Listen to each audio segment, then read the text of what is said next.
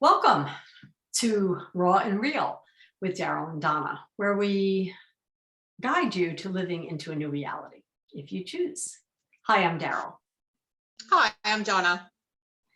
And today we're going to have a conversation about discernment, how that plays out in our lives. Is that cool, Donna? Is that a cool topic? I like that Like one. that one. Thought you'd like that one. Let's get into it. So, being an energy psychology coach, Donna, how would you energize discernment? Energize discernment. So, You know, everybody has this feeling inside of them when something's going on.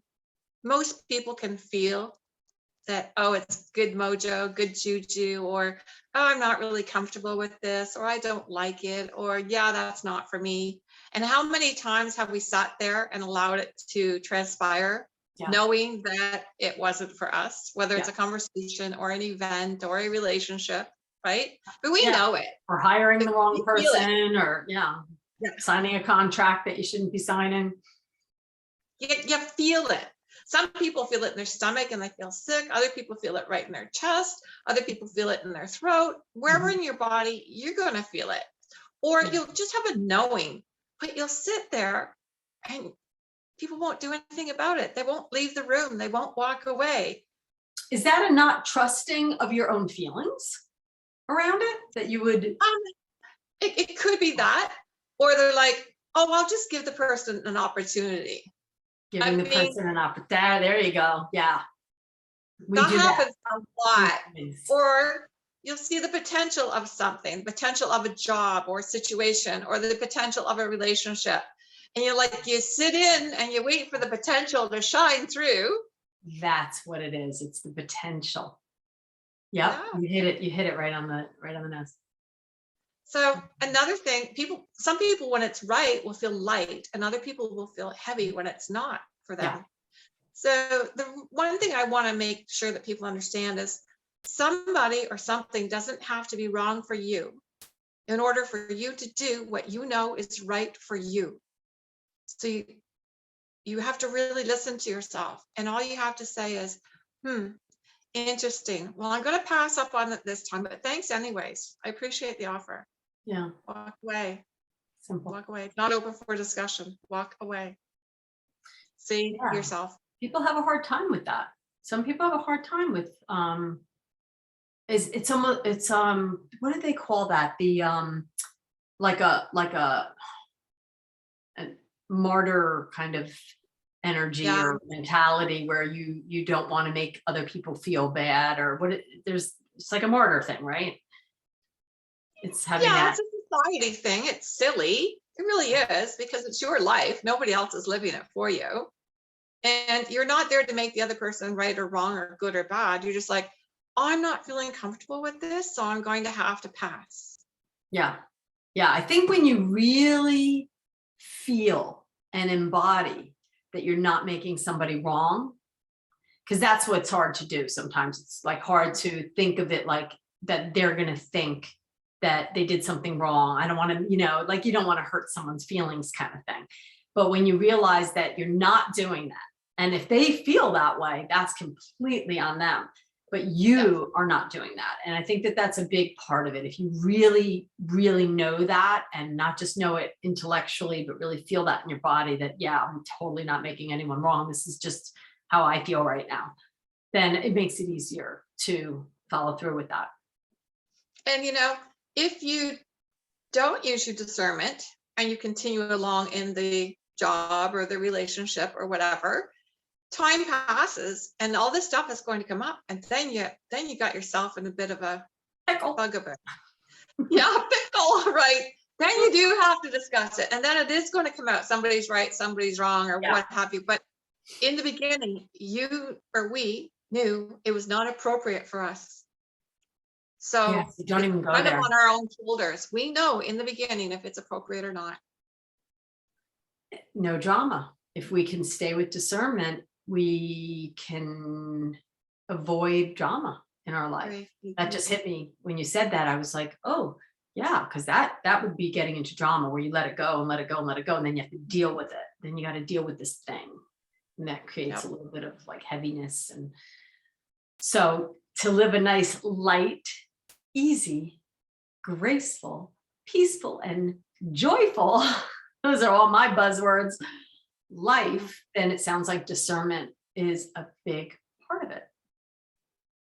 Yeah. Absolutely. Yeah. At the beginning, you don't have to go on and on. You know right away. Your discernment's talking to you all the time. Totally agree. So we're talking relationships, we're talking business, again, reiterating, getting into a contract with someone, buying a car, like there's always Yeah. somebody trying to kind of convince us of something, but we completely know when we're in alignment with something and we're really just up about it, or we're like, it doesn't really feel right. We know. Yeah. So just have some discernment and live a nice life. So sometimes the people feel their discernment, but they'll go along with it anyways because they're like, I hate to say it, but what else is going on? So they'll just go along with it. Yeah, that's I've run interesting. into that. Now that's They'll a just little go, something deeper there. There's a little something deeper there than but still, it's going to lead to drama, and it's not going to end in a nice light. yeah. So I always say, people, don't Hmm. prostitute yourself or sacrifice yourself for potential. Let your discernment be your awareness from get-go. And when you do that, then you give the opportunity of the universe to put the right thing in front of you, whether it be a contract, a car, a job, a relationship, a house. Yeah, like Yeah. we really know what we want, but Mhm. sometimes if we're not clear in the moment, in other words, we haven't thought about it, we haven't written stuff down. That's why a lot of different personal growth type of programs or seminars, there's a lot of writing that always takes place. It's for clarity. And when you really get clear on things, then when you get into these situations, you've already got the clarity. So then that's where you don't falter. So I think when you had said, like, because they've got nothing else going on, I think it's almost more like they're not feeling clear about something. So then they're in this position of, I don't know what to do. So, and I would say in that position of not knowing what to do, step back. Excuse me. If it's not a resounding yes, right. If it's a maybe, it's still a no. Mm-hmm. And maybe it's still a no until it's a yes. And I've like, no, maybes or no. Maybes or no. Until you know. If it's right and light and bright for you, it's a resounding yes. There's no hesitation. There's always this light and bright, that comes up so much lately about, light and heavy. Years ago, someone showed me this way of, I wouldn't call it a way of discerning as much as a way of answering a question. Right. By like feeling like a yes or no, like putting two different answers in your hands and then like feeling the energy of it. But where you can just use your body and feel light or heavy. And I teach that in the Finding Romance workshop that I have. We talk about that light and heavy because people are always looking for attraction, getting off subject, but you're looking for attraction. Like physical in the world of finding love and romance, a lot of people are looking for that physical, automatic. You're like, oh yeah, I'm excited to be here. I look, I like the way he looks. But how do you feel? Because sometimes you can feel a little heavy and not even be tapping into that and connecting with that because your head is thinking, oh, I like his eyes, or whatever. I'm just saying. Right. So a lot of that, which can kind of fall under discernment, is in the workshop of really tapping into your feelings about something in the space of anything, whether it's another person or situation, feeling it. And if it's light or heavy, that's really all you need to know. Get out of your head. Well, this leads into more topics. This is just crazy what happens know. with us when we're talking. I mean, we can do a whole thing on kinetic energy, body testing and muscle testing. I think we should. Yeah, so there's Yeah. lots of techniques for that. I think that would be a really great thing to teach people. I think it's really empowering. And it all, you know, discernment, beliefs,